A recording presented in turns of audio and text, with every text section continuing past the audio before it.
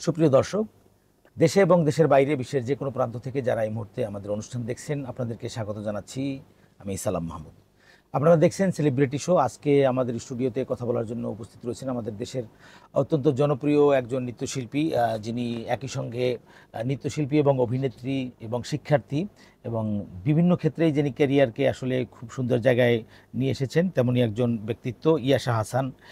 ইয়াশা হাসান, আপনাকে স্বাগত জানাচ্ছি আমাদের অনুষ্ঠানে। আপনি কেমন আছেন? আলহামদুলিল্লাহ ভালো আছি। আপনি ভালো আছেন? জি, ভালো আছি। তো আপনি তো আসলে খুব স্বল্প সময়ে অনেক বড় ক্যারিয়ার আপনি দাঁড় করিয়েছেন, আমরা যেটা জানি, এবং আপনি অনেকবার জাতীয় পুরস্কার পেয়েছেন শিশু শিল্পী হিসেবে। তো আসলে এই সংস্কৃতির সঙ্গে আপনি কেন যুক্ত হয়েছিলেন, বা নৃত্য শেখার জন্য বা নৃত্যে ক্যারিয়ার গড়ার জন্য কিভাবে উদ্বুদ্ধ হয়েছিলেন বা কিভাবে শুরু করেছিলেন? আমি ছোটবেলা থেকেই নাচ করি। আমার বয়স যখন 2.5 বছর তখন থেকে। তো বাবা মার প্রথম সন্তান হওয়ার কারণে আমার বাবা মা মানে অল টাইমই চাইতো যে আমার মেয়ে সব পারবে। তো ওইভাবেই হচ্ছে আমি প্রথমে যেখানে ভর্তি হই, তখন আমি থাকি হচ্ছে সিরাজগঞ্জ। আমাকে নাচে ভর্তি নেয় নাই, এত ছোট ছিলাম। তো সেখানে একটা মজার কাহিনী আছে। আমি পিছনে দাঁড়ায় দাঁড়ায় যা টিচার যে শিখাচ্ছিল সেখানে হচ্ছে নাচ দেখতেছিলাম। তো এমন ভাবে ভালোভাবে মানে নিজে থেকেই করতেছিলাম, এতটা আগ্রহ হয়েছে টিচার। তো আমাকে ভর্তি নিয়ে নিল। তো আস্তে আস্তে আস্তে আস্তে ওখান থেকে এমনকি একটা মজার বিষয়, কিছুদিন আগেই সেইখানে আমাকে অতিথি হিসাবে আমন্ত্রণ করা হয়েছিল, ক্রেস্ট দিয়েছিল। এটাই মানে নিজের কাছে একটা অবদান, যেখান থেকে আমি মানে বাচ্চাকাল থেকে শিখলাম, সেখানেই আবার অতিথি হিসাবে যাওয়া। জি। তো এইভাবেই আস্তে আস্তে শিল্পকলা শিশু একাডেমিতে শিখলাম, তারপরে কম্পিটিশন গুলাতে অংশগ্রহণ করলাম, জাতীয় পুরস্কার পাইলাম। সবই বাবা মার তো কৃতিত্ব। আপনি যেখানে শিশু শিল্পী হিসেবে প্রথম নৃত্য প্রশিক্ষণ শুরু করলেন, সেখানে কত বছর শিখলেন, বা কতটা সময় ধরে সেখানে আপনি চর্চা করেছেন? আমার বাবা হচ্ছে ট্রান্সফার হওয়ার কারণে আমার অনেক জায়গায় শেখা হয়েছে। প্রথমে ছিলাম হচ্ছে সিরাজগঞ্জ, তারপর চুয়াডাঙ্গা, তারপর বরিশাল। এভাবে 2-3 বছর এক এক জায়গায় থাকা হয়েছে। তারপর তো আসলাম ঢাকাতে। সব জায়গায় শিল্পকলাতে ওই যে প্রথম বর্ষ দ্বিতীয় বর্ষ এভাবে করে করেই মানে করা আপনি হয়েছিল। কোর্স কমপ্লিট হ্যাঁ, করেছেন, কোর্স কমপ্লিট নৃত্যের করেছে। উপরে। হ্যাঁ, হ্যাঁ। তো জাতীয় পুরস্কারের যে শুরুটা, বা প্রথম পুরস্কার পেয়েছেন, বা সেখানকার যে কার্যক্রম, সে সম্পর্কে যদি একটু আমাদের দর্শকদের উদ্দেশ্যে বলেন। যে হ্যাঁ, আমি যখন জাতীয় পুরস্কার প্রথম পেয়েছিলাম তখন ক্লাস 6-এ, তখন আমি গানে পেয়েছিলাম, নাচেও না। জাতীয় সঙ্গীতে পেয়েছিলাম। কালের বাংলা একটা প্রতিযোগিতা আয়োজন করেছিল, সো ওখান থেকে পেয়েছিলাম। তারপরে হচ্ছে ক্লাস 6-এ হচ্ছে নাচে পেলাম উচ্চাঙ্গ নৃত্যে। তারপর 7, 8, 9, 10 মানে প্রত্যেক বছরই পেলাম, জাতীয় শিশু পুরস্কারে পেলাম, জাতীয় শিক্ষা সপ্তাহে প্রত্যেকবারই পেলাম। তো আপনি গানে পুরস্কার পেয়েছেন, আপনি নৃত্যশিল্পী, তাহলে আসলে সঙ্গীতের প্রতি হ্যাঁ, আপনার আমি বললাম না, আমার বাবা মা আমাকে সবই শিখিয়েছিল, নাচ গান চিত্রাঙ্কন সবই করানো হয়েছিল, বাট নাচটা নিয়ে আমি হচ্ছে বেশি আগিয়েছিলাম। তো আপনি সংস্কৃতির প্রতি এত সময় দিয়েছেন বা এত ইনভলভমেন্ট, সেক্ষেত্রে আপনার পড়াশোনার কি অবস্থা, কতটুকু আসলে ক্ষতি হয়েছে, পড়াশোনার কোনো হ্যাম্পার হয়েছে কিনা? হ্যাঁ, এটাই সবচেয়ে বড় কথা হচ্ছে, ফ্যামিলির অনেকেই বলতো যে নাচ গান করে শেষমেশ দেখবা যে পড়ালেখার খুবই বাজে অবস্থা হবে। এটা দুইটা কন্টিনিউ করা অনেক মানে হয়ে যায়, বাজে অবস্থা হয়ে যায়, যে পড়াশোনায় মনোযোগ দিলে নাচ করতে পারবা না, বা নাচে মনোযোগ দিলে পড়াশোনা করতে পারবা না, এটা প্রচুর ভুল ধারণা।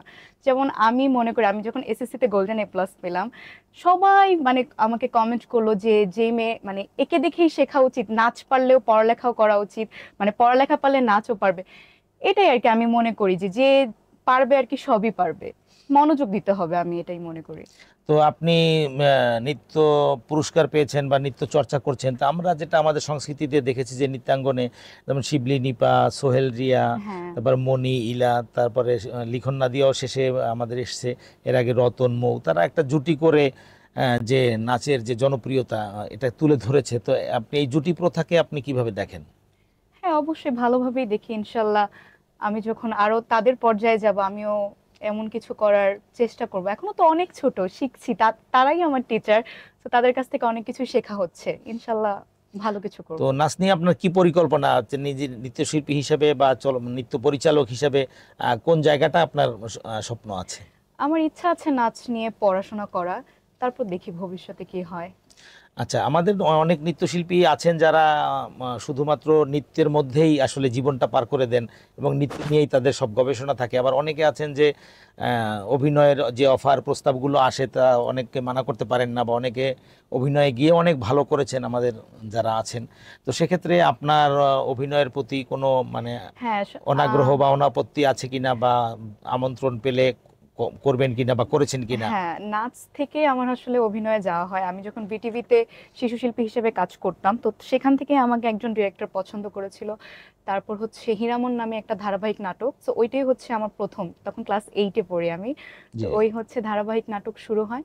তারপরে আস্তে আস্তে আস্তে আস্তে অনেকগুলো ধারাবাহিক নাটক করেছি, মোশাররফ করিমের সাথে কাজ করেছি, নীলা আলমগীরের সাথে কাজ করেছি। অনেকগুলোই সিঙ্গেল নাটকও করা হয়েছে, ধারাবাহিক নাটকও করা হয়েছে। বাট এখন হচ্ছে আমি যেটা ভাবলাম, আমার পড়াশোনা প্লাস নাচ, তারপর অভিনয় সব মিলিয়ে আমি অভিনয়টা একটা জায়গায় রেখে নাচ নিয়ে আগাতে চাচ্ছি। আর পড়াশোনা তো আছেই। আচ্ছা, বাংলাদেশের চলচ্চিত্রের ব্যাপারে আপনার মনোভাব কি? বাংলাদেশের যে চলচ্চিত্রগুলো হচ্ছে, এই চলচ্চিত্রটা আপনার দৃষ্টিতে মানে কেমন হচ্ছে, বা এখানে অভিনয় করা মতো আপনার মানে সম্মতি আছে কিনা, বা এখানে আবার আগ্রহ, বা এই চলচ্চিত্র সম্পর্কে আপনার মূল্যায়নটা কেমন? না, আমার বড় পর্দায় কাজ করার কোনো ইচ্ছাই নেই, ছোট পর্দায় কাজ করার ইচ্ছা ছিল, করেছি, কিছু কিছু ভালো কাজ করেছি। আর এটাই, বড় পর্দায় কাজ করার কোনো তো ইচ্ছাই আমার নেই। বাংলাদেশে বর্তমানে নৃত্যশিল্পীদের কি অবস্থা, বা আমাদের যারা নৃত্য করতে চায় বা এখানে যারা অবদান রাখতে চায় তাদের জন্য আসলে কতটুকু সুযোগ আছে? আমি মনে করি বাংলাদেশের নাচ নিয়ে অনেকে মানে এতটাও আগাতে পারেনি, নাচটা অনেক পিছিয়ে আছে। যেমন বাংলাদেশের বাইরে আমরা যদি ইন্ডিয়া দেখি, কলকাতায় নাচ নিয়ে কিন্তু অনেক কিছু করে ফেলছে, কিন্তু বাংলাদেশে কেন জানি আমি জানি না, নাচটাকে অত প্রাধান্য কেউই দেয় না। অভিনয়টাকে যেভাবে প্রাধান্য দিচ্ছে মানুষ, বা গানকে যেভাবে প্রাধান্য দিচ্ছে, নাচটাকে এত প্রাধান্য দিচ্ছে বলে আমি মনে করি না। আমি মনে করি যে নাচটাকে এরকম প্রাধান্য দেওয়া উচিত, সবকিছু সমান তালে মিলিয়ে করা উচিত, এটাই বেটার তো মনে হয়। নৃত্য করতে বা একজন নৃত্যশিল্পী হতে যে পরিমাণ সাধনা করতে হয়, পরিশ্রম করতে হয়, তো এই নৃত্য শিল্পী হিসেবে কি আসলে ক্যারিয়ার সত্যিকার অর্থে গঠন করা কতটুকু সম্ভব আমাদের দেশের যারা নৃত্যশিল্পী বা তাদের জন্য? এবং এখানে সরকারি বা বেসরকারি কি ধরনের পৃষ্ঠপোষকতা দরকার বলে আপনি মনে করেন? খুব কম মানুষই পেরেছে আমি মনে করি, কারণ অনেকেই নাচ নিয়ে পড়লো ঢাকা ভার্সিটিতে, কিন্তু লাস্টে যে কিছুই করতে পারে না, এরকম অনেক আছে আমার কলিগ যারা আছে। কেন জানি, আমি আসলেই জানি না, মানে কোনো প্রাধান্যই দেয় না নাচটাকে এতটা। আমি মনে করি প্রাধান্য দেওয়া উচিত। তো আপনার কি লক্ষ্য, যে নৃত্যশিল্পী হিসেবেই শেষ পর্যন্ত ভবিষ্যতের ক্যারিয়ার তৈরি করা, নাকি পড়াশোনা করে কোনো সেই দিক থেকে কোনো জবের প্রতি আপনার আকর্ষণ, কি ভাবনা? আমি জানি না, নাচও করতেছি পড়াশোনাও করতেছি, কিন্তু ইচ্ছা তো আছে নাচ নিয়ে পড়াশোনা করে নিজের প্রতিষ্ঠান দাঁড় করানো, বাচ্চাদের নাচ শেখাবো, তাদেরকে নাচ শিখিয়ে তাদেরকেও পুরস্কার পাওয়াবো, একটা প্রতিষ্ঠান দাঁড় করানোর ইচ্ছা আছে, দেখি ভবিষ্যতে কি হয়। তো আমরা জানি যে আপনি শিল্পকলা থেকেও পরবর্তীতে পুরস্কার পেয়েছেন, তো সেটা সম্পর্কে যদি একটু বলেন। হ্যাঁ, শিল্পকলা থেকে মঞ্চকরি পদক পেয়েছিলাম আমি। তা এটা ছিল 2019 সালে। তারপরে 2020-এ, 2021, 2022 জাতীয় শিক্ষা সপ্তাহ কম্পিটিশনে আমি লোকনৃত্য, উচ্চাঙ্গ নৃত্যে ফার্স্ট হই। তারপরে স্বর্ণ পদক পাই, রূপো পদক পাই। এই আমার অনেক কিছুই পাওয়া হয়েছে নাচ থেকে।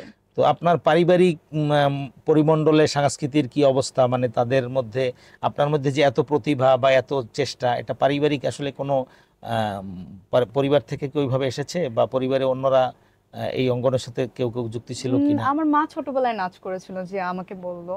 আমার মা বাবা দুইজনই আর কি আমাকে চেয়েছিল যে সাংস্কৃতিক জগতে যেন আমি কিছু করতে পারি পড়াশোনার পাশাপাশি।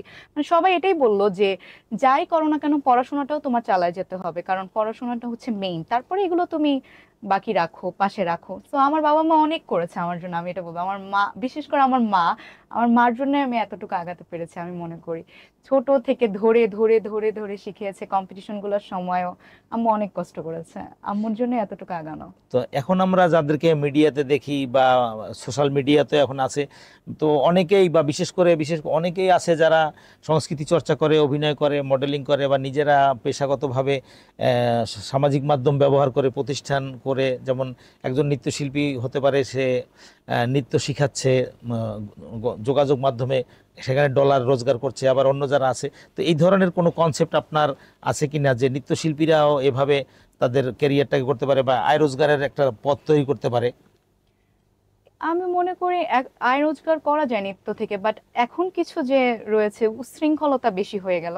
এই যে নাচ পারে না কিছু না, কিন্তু উচ্ছৃঙ্খলতা দিয়ে তারা ডলার কামাচ্ছে, তারাই আয় রোজগার করতেছে। কিন্তু একজন প্রাপ্ত যে শিক্ষক বা শিক্ষিকা নাচ নিয়ে পড়াশোনা করছে, নাচ নিয়ে অনেক কিছু করছে, তাদের মানে কোনো প্রাধান্যই নেই, কিন্তু টিকটক, ফেসবুকে অনেক ফলোয়ার্স কামিয়ে ফেলে উশৃঙ্খলতা দিয়ে, তারাই আবার অ্যাওয়ার্ড পাচ্ছে বিভিন্ন। মানে এটা আমি একদমই নেতিবাচক দেখি, ভালো লাগে না আমার জিনিসটা। যে অনেক মানে নাচ নিয়ে দেখেন আপনি, আমার ফলোয়ার্স বা কতজন, বা কিছু পাবলিক আছে এমন যে কিছুই জানে না, এসে খালি একটু উশৃঙ্খলতা দেখালো, এখন তারাই আবার অ্যাওয়ার্ড পাচ্ছে, তাদেরকে দিয়েই বিভিন্ন প্রমোট করানো হচ্ছে। এটা আসলেই ঠিক না আমি মনে করি। মানে এই যে যেগুলো হচ্ছে এটা আমাদের সংস্কৃতির জন্য আসলে কতটা নেগেটিভ হচ্ছে এটা বর্তমান? অবশ্যই নেগেটিভ, কারণ একটা মানুষ মানে কি বলবো আমি, প্রচুর ভালো কিছু জানে কিন্তু এখন কিছুই জানতেছে না, শুধু উশৃঙ্খলতা দিয়ে ডলার কামাচ্ছে, টাকা ইনকাম করছে, বিভিন্ন ব্র্যান্ডে প্রমোট করতেছে। এগুলো আসলে ঠিক না। আমি মনে করি একজন উচ্চ শিক্ষিত বা নাচ নিয়ে পড়াশোনা করেছে, নাচ সম্পর্কে সবকিছু জানে, তাকে সুযোগটা দেওয়া উচিত। এটাই উচিত আমি তো মনে করি। আমাদের যে এখন যে যোগাযোগটা বেড়েছে বা বিশেষ করে এই জেনারেশনে, যেমন ফেসবুক ইউটিউবেও প্রচুর কাজ হচ্ছে, নাটকেও হচ্ছে, তো এই মাধ্যমগুলো আসলে আমাদের জন্য কি সুসংবাদ নিয়ে এসেছে নাকি দুঃসংবাদ আমাদের সংস্কৃতির জন্য? আপনার কি ধারণা? হ্যাঁ, দুটাই আছে। দেখেন আপনি, সব জায়গায় খারাপ ভালো আছে। এখন নাটকেও সেম জিনিস, মানুষ হচ্ছে কি ভাইরালটা দেখতেছে, ভিউজটা কামাচ্ছে, মানে ভিউজ আসলে টাকা আসবে। কেউ আর আগেরকার দেখেন, আগেরকার নাটকগুলো দেখলেও না ভালো লাগতো, ফ্যামিলি নিয়ে বসে দেখা যেত। আর এখনকার নাটকগুলো জাস্ট ভিউজ কামানোর জন্য মানে কি না করছে। এগুলো আসলে ঠিক না, ভবিষ্যতের জন্য এগুলো অনেক খারাপ। তো এখন যারা তরুণ সমাজ আসছে, আপনার অভিজ্ঞতায় আপনারা যে প্রতিযোগিতা এবং সাধনা করে যে একটা পুরস্কার প্রাপ্তি, আপনাদের যে আনন্দটা ছিল, এখন এই প্রজন্মের জন্য আপনার কি পরামর্শ? এই প্রজন্মের জন্য আমার পরামর্শ যে শিখো, শিখে তারপর আসো। এই যে 2 দিনের জন্য আসলা, এসে আবার চলেও গেলা, এটা না করে শিখে আসো, দেখবা সারা জীবন থাকতে পারবা। আমি এটাই বলবো সবাইকে। জি, অনেক ধন্যবাদ। আপনি অনেক গুরুত্বপূর্ণ আলোচনা করলেন। আমাদের অনুষ্ঠানের পক্ষ থেকে আপনাকে ধন্যবাদ জানাই, এবং আপনার যে স্বপ্ন, সম্ভাবনা, সংস্কৃতি নিয়ে বা আমাদের দর্শকদের উদ্দেশ্যে যদি আপনি কিছু বলেন। আমার স্বপ্ন তো নাচ নিয়ে করা, নাচ নিয়ে একটা প্রতিষ্ঠান করে তুলবো। ইনশাল্লাহ আপনারা সবাই দোয়া করবেন। এই, আমার জন্য দোয়া করবেন। আর আপনাকে অসংখ্য ধন্যবাদ আজকে আমাকে আমন্ত্রণ করার জন্য। Thank you so much. জি, ধন্যবাদ প্রিয় দর্শক। এতক্ষণ আপনারা দেখলেন আপনাদের প্রিয় অনুষ্ঠান সেলিব্রিটি শো। পরবর্তী অনুষ্ঠানে আবার কথা হবে। সবাই ভালো থাকবেন, সুন্দর থাকবেন। আল্লাহ হাফেজ।